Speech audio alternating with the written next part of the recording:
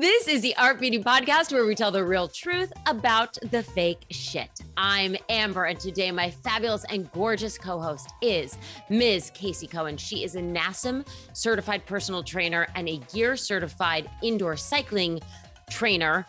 These are important things we're going to talk about in a minute, but first of all, I want to welcome you to the show. Thank you so much for having me. Girl, we met at an event. So you were training one of the women that I work with at New Beauty, and we met at an event for Pretty Connected. I'm obsessed with you that you're wearing the chains right now. Always. Shout out to Lara. We love your chains. And we kind of bonded over that. And you know what? I went back and I was like, oh, obsessed with your Instagram. Like, you are so positive. Your body is banging. But I love that we have a history. I went back and was like doing like a little deep dive and realized I probably used to hound you because you were really, you were at One Oak and Butter back in the day. So I don't know, are they even still open? One Oak is not open at the moment. Butter actually was on Lafayette Street, and I got that job there because I went to NYU and I, was going out at the time. But they moved to Midtown. But that was the best Monday night party in New York City, if you knew. Good. So I used to, and now this was like in my 20s. So we're talking about like almost 20 years ago. Maybe like a little like 15, 20. Getting into One Oak was like, you would sell your right ovary to get into One Oak. It was the hottest place to be. And shout out to my best friend, Vicky, because she always had the connection. And I just love that. When I went back and I was like, oh, homegirl, One Oak. Yeah, most people recognize me from that. Yeah, they'll recognize me from either like being a waitress or running the door. Like, I had multiple roles throughout my 15-year with the company. Residency like, is what we're going to call it. Yeah. You didn't let me in there. And I'd be like, okay. Yeah. Well, honey, because you didn't have it then. And probably if you're telling me that, you still don't have it. Anyway, I love it. So you are really like a true New Yorker through and through. You were also on a reality show. Yes, I was on Bravo's Princesses of Long Island when I was in my 20s. Yeah. How fun was that? People always ask me if I would do it again. That's like the first question. They'd be like, will you do it again? And I'm like, there would have to be a reason why you would do something like that, right? Like, they offer you like a psychologist right off the bat. They're like, here's a psychologist in case you need one. And you're kind of like, why would I need one? Right. And then you're like, wait a second, I'm normal going through this experience where there's like 3 different realities, right? You have to really know yourself, like head to toe before you commit to something like that, because it doesn't change somebody that's normal. It amplifies crazy. Yes. Thank you for saying it. Because guess what? Crazy sells. I mean, we watch all of those shows. Actually, full disclosure, I do not watch anything on Bravo, but my best friends are all like, you're crazy, because I know the inner workings of the TV. I know how that goes. And to me, I can't celebrate the necessary bad behavior, but I love that you put that. It doesn't, what was it again? It doesn't change normal. It amplifies crazy. Yes. Normal will react the way normal will react to certain crazy situations, but it will, if crazy is in a crazier situation, a crazy person doesn't know how to handle it. So they just become like even more psychotic. Yeah. I mean, it makes for great TV, but probably crazy life experiences. Yes. Well, listen, you have made it and you've come out the other end. You are super successful. You've got the most positive Instagram. I love your message. I'm sorry to like comment on your body, but girl, it is a banging body. Thank you. I mean, it didn't start that way, which is interesting. Like, people are always like, how long have you like worked out for? But I started my journey because I didn't have those 45 minutes to myself. I was always on my cell phone in nightlife, or I was always accessible. So for me, it was like 45 minutes just to be alone. And it started to become this thing where I was like, wow, I have 45 minutes by myself and no one can get in touch with me. I can't bring my cell phone into the room. Because you were working out? No, yeah, because you weren't allowed to bring your cell phone into the room. So that's how it started. And then I just fell in love with the idea that I couldn't like master something, type A personality, right? Like, you get into a bike, you're like, oh my God, I can't unclip. And I was like, fuck this shit. I'm going to like master this. But then I took it to, a whole other, the ultimate level. So did you get your start was in spin cycling? Yeah, I walked into a cycling studio about like, actually the studio I work in now, my boss bought the studio. And I couldn't unclip my shoe. And I was like, oh my God, this is crazy. Like, I'm an athlete. I've been, playing sports my whole life. Why can't I do this?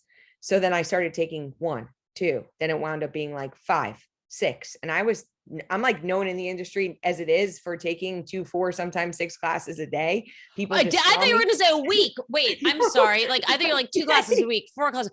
You were doing 6 classes a day. A Oh, girl, day, you yeah, are, like a what do you, day. can I And have a and little bit it of that energy?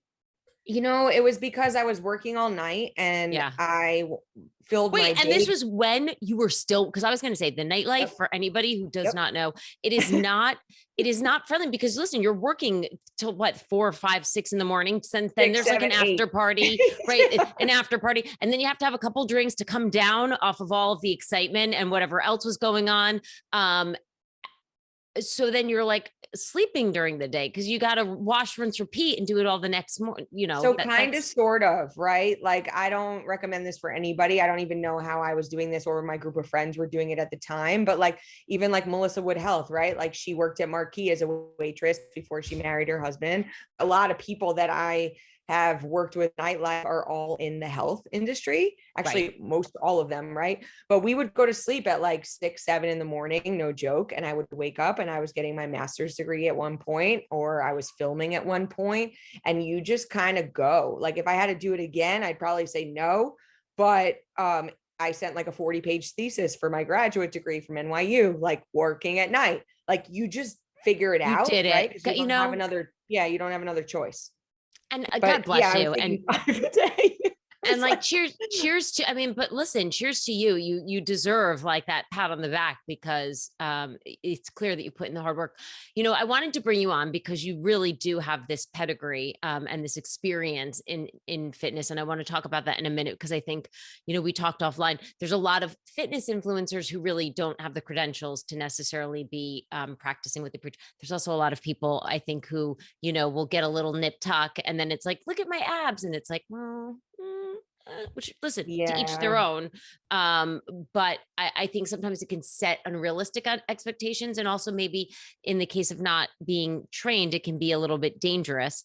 But before we get into that, I do want to talk. You've got this personal philosophy that I just was really drawn to, that I'd love to talk about, your personal training, which is be the change. Right. And you see So that. yeah, I Yeah. know. What is that It's fun. about? Tell me about So that. it started as a hashtag. I would just be like, start like hashtag be the change. But really what it meant to me was that my entire mindset had to change for my physical body to change, right? Like, I had to commit to myself to say, hey, I'm going to do this for me. And ultimately, like, the mind body correlation started to change, right? Okay. So if you don't want to make that change, you'll never make it. Right. That's the truth, right? Right. You have to be conscious of your choices. But ultimately, it is that mind body connection. And I'm glad to have you here, because again, you are this pedigreed fitness professional, which I was saying before. It's the new year. I feel like so many people set these very lofty goals. Some people keep them, but a lot of people don't. And I'm wondering if you can sort of come in and give us some inspiration, even if it is like a swift kick in the tuchus, for how we can maybe keep some of those fitness goals and kind of stay true to them. My dog is like running around my house. Hey, Like, listen, it's a party. It's cool. it's a party. Whereas, so in terms of like the new year, right? Like, we say, or at least I do in my classes a lot of the times, or to clients, that like these expiration dates that we set, like, hey, in the next 3 weeks, I'm going to do this, or in the next 6 months, I'm going to get this done. And it's fine to set goals, right? And sit with a trainer and set realistic goals. But if we're waiting for those Right. things to start happening, right? And say, oh, in February, I'll take care of it. Like, how often are you like, oh, I'll book that doctor's appointment in like April. And now it's like June, right? You Right. have to be proactive in doing stuff every single day, instead of being like, hey, I'm going to wait till the end of January to go get this check. Well, guess what? It's going to get worse and worse and worse. And then eventually it's going to become this huge problem. Right. And look, the pup agrees too. I mean, your dog is backing that up right away. So when you talk about this sort of expiration date, you're really saying like, just start today. Yes. Don't even start, they say the most popular day of the week to start a diet. Do you know what it is? I actually don't, because I don't weigh myself. Oh, well, it's tomorrow. It's a joke, right? Because it's always like, I'm going to start tomorrow. But I think that it kind of like, goes into what you're saying, which is like, just do it today. But you seem to have like a very kind of like no BS fitness philosophy. Yeah. And that's how I teach. That's like exactly when like what you see is what you get, right? Like I don't even apologize for myself in the room at this point. I'm like, hey, I'm like 1942. If you don't like top shelf tequila and you like the well tequila, we're not going to get along at all, right? Because like I have, this is who I am, and I'm not going to apologize for who I am, and you shouldn't apologize for who you are, right? But if you're not actually doing the work and you're just coming to sit in my class, like that's not going to do anything for you. Anybody could book a bike and just sit there, right? But there's another thing in like wanting to be like the next level, or like wanting to actually like spin, right? There's totally different.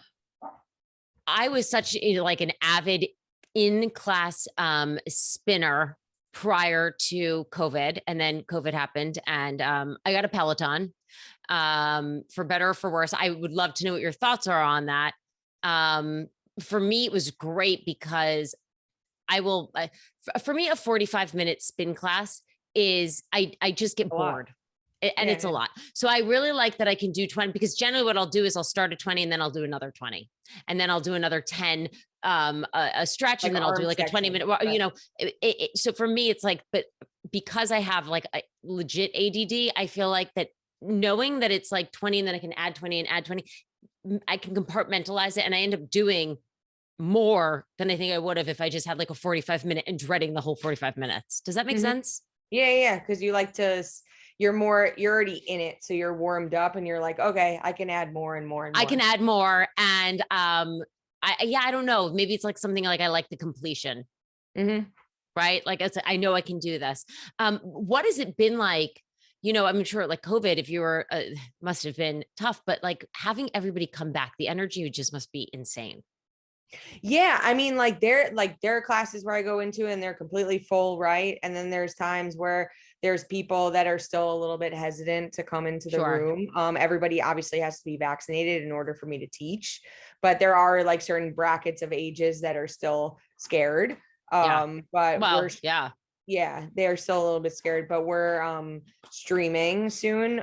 So that's been able to like reach different audiences as well. So where are you teaching? So I teach in Flatiron at Pedal House, which is the cycling studio. And then the strength and conditioning is Punch House. And then I also do activations, and I'm the first global resident trainer in the United States for Techno Gym. So I have that. And then obviously like personal training and whatever else I do, like on the influencer side. Right. And which you are, you don't have to like, you are a legit influencer. I follow you and I love your posts. It's like a I don't even think it's an influencer. I like call it a responsibility, right? Because I think that you're responsible for pushing people to like buy certain things, or to go to certain places, and like you have to be really mindful of what your platforms do. Well, and you know what? I think, listen, at the end of the day, everybody in their own right is an influencer, right? If I ask my my neighbor, hey, what type of bread do you buy? And then she's like this, and I go buy it. She is technically an influencer, right? She has influenced me to change my behavior and to actually take some sort of a monetary change, which at the end of the day, I think the modern influencer, like we associate it with making purchases and whatnot. But yes, then there are people who have big platforms. And it is a responsibility, but I think that your messaging is really positive. Sometimes I see people. I mean, I appreciate it. I think that like, there is a curated aspect of any Instagram, right? And like there's not always times where you want to be like, hey, by the way, and I say this in my class, and like, just because you see these like paid things or like these videos that are curated doesn't mean that like, hey, like I went to the dermatologist today because I'm normal, right? And I get my skin checked, and like I have products that I need to use, right? So that I can make sure that my skin is healthy. that's not something I'm necessarily like putting on my story, right? Because I don't need to like be so invaded, right, in my privacy. But That's so funny. I just went to go get my skin check and I absolutely, but for me, because my beauty space, and because I'm also passionate about getting your skin check, which everybody listening, go do that. yes, It's skin cancer is so incredibly deadly if you don't catch it, but it's so preventable. So go get your skin exactly. checked. I mean, it takes no, just go get your skin checked. But yes, anyway, but you're right. Certain people like, no, I mean, when I'm sitting around being a slob on the couch, I'm not like, hey, everyone, I'm a slob on the Right. So couch. it's not like completely real, No, right? So like what not you even a little bit. It's the it's highlight. It's the curated. highlight reel. Yeah, It's it's your curated, highlight but reel. I'd rather put out like positivity than be like, hey guys, like fuck my life. Like Right. everything sucks, because that's not going to help me and that's not going to help people reading it. Like I will just voluntarily say like, hey, how are you? Well, like the real answer is like, if you look at my Instagram, everything's fucking great. But like, if you ask me, I'm fucking tired.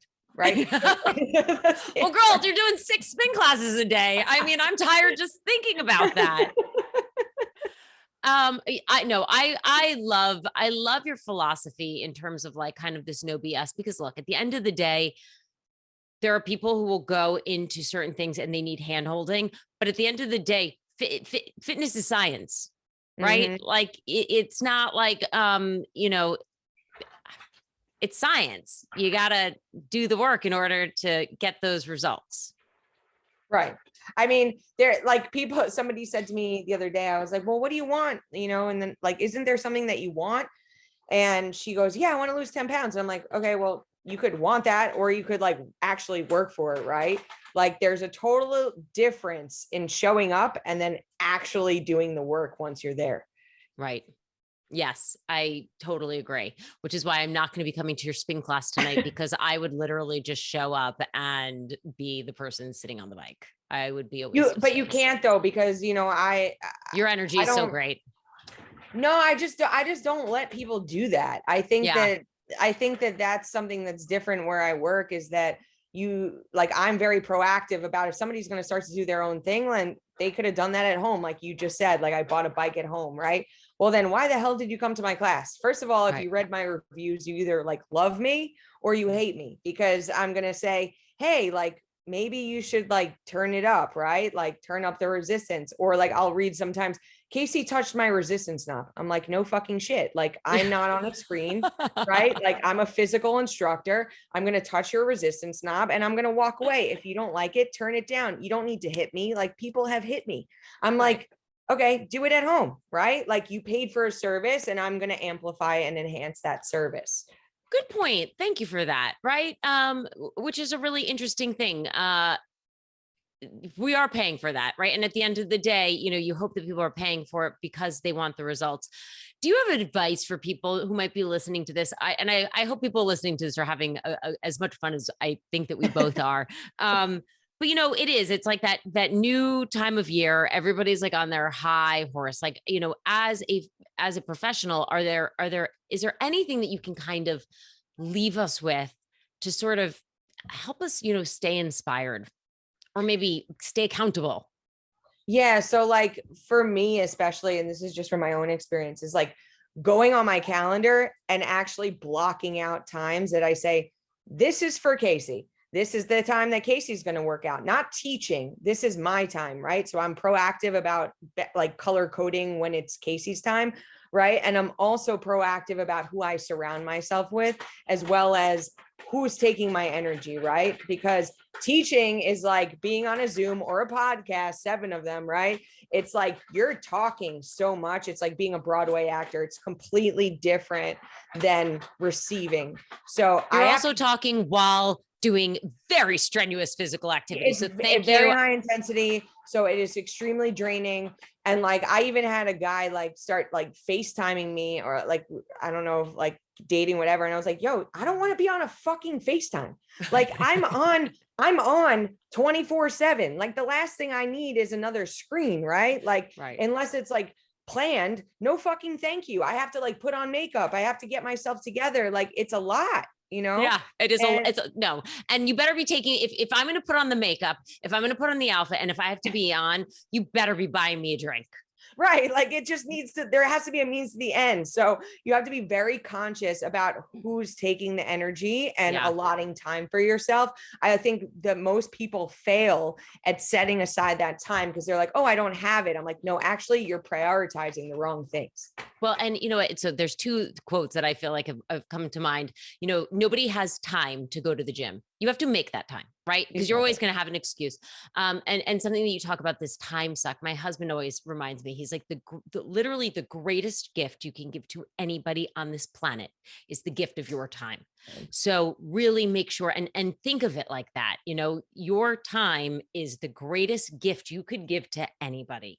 So I'm going to re-echo what you're saying. Really choose that carefully. If there's one thing to go into 2022 thinking is like, be mindful of that. I love that advice. That and like, don't wait.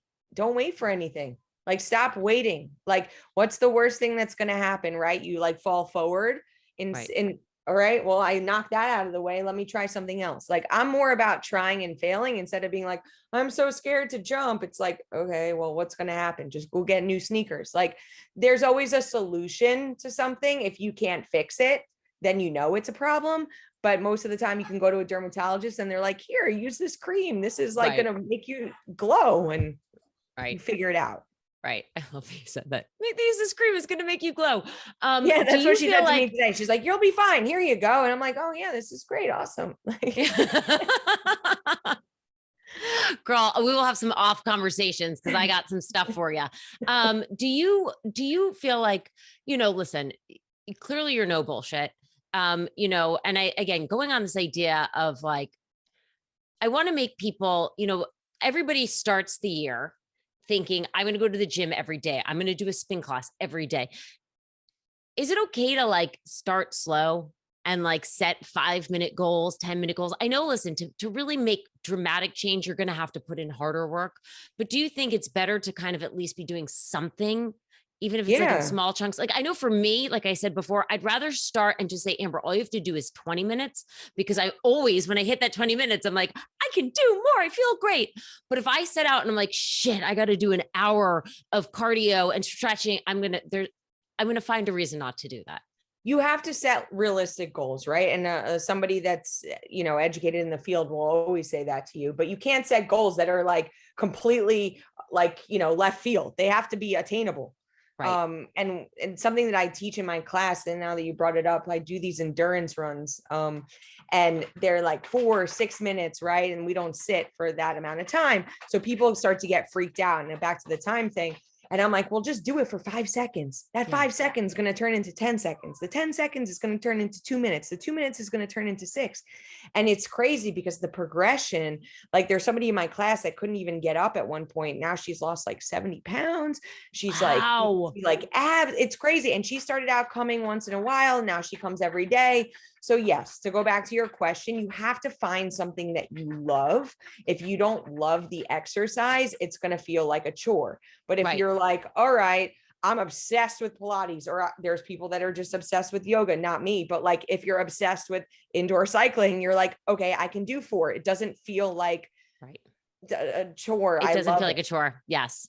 That's how I feel about hot yoga. I really, I love it. I can go. Love it. Yeah. You know, I also feel like, having the Peloton, it for better, for worse, I think in class, I definitely worked harder, but I think I'm more consistent because I will do something every day because I just have to walk there. I don't have to, and in the wintertime, especially, it's like a godsend because you can build up a sweat, you can do stuff. And I just have to go from here to there. I don't have to and I think put on the again, jacket. it goes back to the time stuff. Like you save time. Most people didn't work out because they're like, fuck, I have to walk like 20 minutes to a Subway or 10 minutes to the studio. And then like check the shower in and studio, and then coming home, it's like a 3-hour gap. Yeah. Right yeah, now it you is. just have walk, workout, shower. So that's like an hour. I do it on my lunch break too, because I'm like on Zooms now. So like nobody knows. And if you stink, nobody knows. If you haven't brushed your teeth, nobody knows. Nobody knows. Exactly. Nobody knows. It's great. Before I let you go, I do want to talk about this because you brought up something in our conversation before that I think that we should point out. This idea that you have this incredible certification, and why that's important. Can you, Yeah. So yeah, like when I first started out in fitness, right? Like people would, I obviously like tried to, there's good and bad, right? So there's good and bad doctors, there's good and bad instructors, like nobody's perfect. But I would frequently go to certain people and I started getting injured. And I was like, wow, this is really weird. Like I should trust myself instead of just listening to somebody, right? So I started doing like a lot of digging years ago. And I figured out, I was like, oh, this person actually doesn't have a certification. Some people might like brush it off because they're like, maybe they were an athlete or whatever they were. But like, okay, well, why didn't you just take the test? Right? Because I'm certified for fitness. But when I was going through my master's program at NYU for art education, we had to take a New York State test. I had to do hours. I had to do like all these prerequisites to get my teaching license, just like they might have in a beautician or like esthetician or like a real estate, right? Same thing for fitness, except that if you do digging in the industry, you're like, whoa, this person's teaching with like not even like a high school education or like college. wow. And I know that might not seem like a big deal to certain people because they're like, oh, they used to play hockey or like, oh, they used to do this. I'm like, well, that bothers me because what they're saying in the room is like, I'm absorbing it. And the shit that's coming out is not positive reinforcement. It's very negative for me. It's creating this huge negative bubble around me. And I'm starting to feel like I'm not good enough because they're projecting things. And I'm not saying that you learn that through a NASM certification, but you're learning different vocabulary, you're learning terms, they offer resources. There's so many different educational certifications that you can get. I'm studying for one now, studying for nutrition. Doesn't mean I'm going to be a nutritionist, but if I'm going to have a conversation with somebody, at least I have that like baseline Education. of vocabulary. And sometimes It's probably a it's also problem. knowing what to do when things go wrong, right? So I talk a lot about beauty, and for me, if I'm going to get Botox, if I'm going to get any procedure done, but Botox is like one of these things we see now, all of these med spas popping up, and you just want to make sure that the person has training. And a lot of these sort of medi spas, they do, but you want to do your research because unlike a doctor, I always say, forget about what the before and afters look like on Instagram. Do they know what to do if something goes wrong? Right. Yeah, I mean, And the same thing in fitness, right? So it's like, okay, yeah, she's got great reviews, but like if something happens and you get hurt, do they know what to do in those circumstances? Which I think to me is like even more important than like, can they it's so deliver the funny that you're results? mentioning this. So like I end my classes and I'm like, hey guys, like my name's Casey, like here's my Instagram, Twitter, whatever. And then I'm like, please do not DM me with any medical advice. Like, I don't know anything about your shoulders, your knees, like joking, but I'm serious because a trainer is not a physician. A trainer Right. is not a doctor. So like I was in rooms prior to being a trainer and I would hear like some of the trainers being like, oh, this is wrong with this is like, you just tore your ACL or like, you just did this, or you should add tape here. And it's like, how do you know? Like you just hurt this person and now you're going to give them medical advice. Like you should, Right. if anything, I always say this is out of my scope of work. Like I'm happy to direct you to a nutritionist. Like I don't know if eating that ice cream is going to be good for you because every body is different, right? You should consult a trainer and consult a nutritionist, not like, just make these assumptions on your own and take my word for it. I didn't go to med school. Right. So I have like huge issues when trainers overstep their scope of work, Sure. right? So what are So some of the certifications we should be looking for? So NASM is for personal training. there's a NASM for certification for personal training. There's ACE. You could Google like what the best online certifications. There's one that I'm getting for like certification for conditioning and strength coaching. There's different ones for nutrition that either NASM offers or different companies offer.